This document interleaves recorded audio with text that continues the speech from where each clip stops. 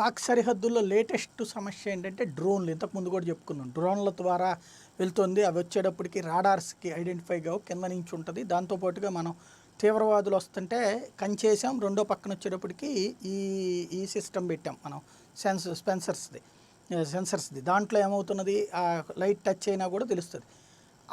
వాటి మధ్యలో నుంచి డ్రోన్లు రాగలుగుతున్నాయి విత్ వెపన్. ఇక్కడ లోకల్గా ఉన్నటువంటి వాళ్ళకి ఆయుధాల కొరత ఉందన్న విషయం ఇప్పుడు అర్థమవుతాం.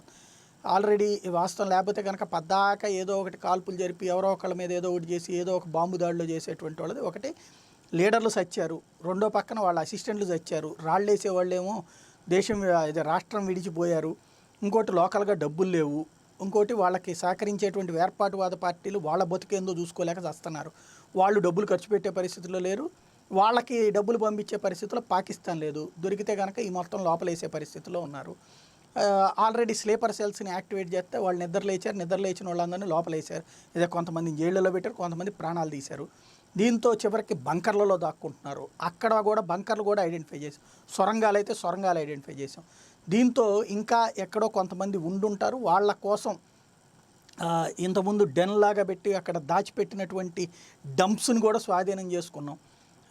ఈ కారణంగా ఇప్పుడు డ్రోన్ల ద్వారా ఆయుధాలు AK-47లో ఇట్లాంటివి వదిలిపెడుతున్నారు అన్నటువంటి విషయం లేటెస్ట్గా అయింది. అయితే పగటిపూట అది పట్టుకుంటున్నారు కాబట్టి రాత్రిపూట్ల మూవ్ చేస్తున్నారట.